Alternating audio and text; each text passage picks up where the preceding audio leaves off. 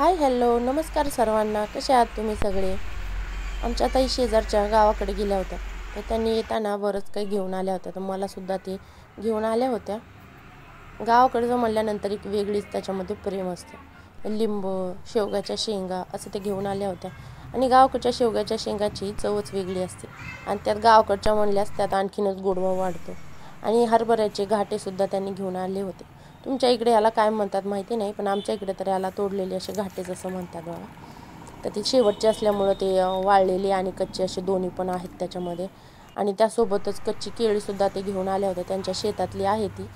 ही केळी पूर्णपणे गावरान पद्धतीने वाढवलेली आहे, याच्यावर कोणत्याही खताचा किंवा रासायनिक औषधांचा वापर केलेला नाही आहे।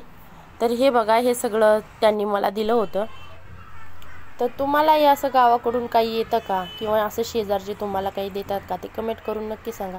तर चला बाय बाय, आणि आमच्या व्हिडिओला लाईक शेअर आणि सबस्क्राईब नक्की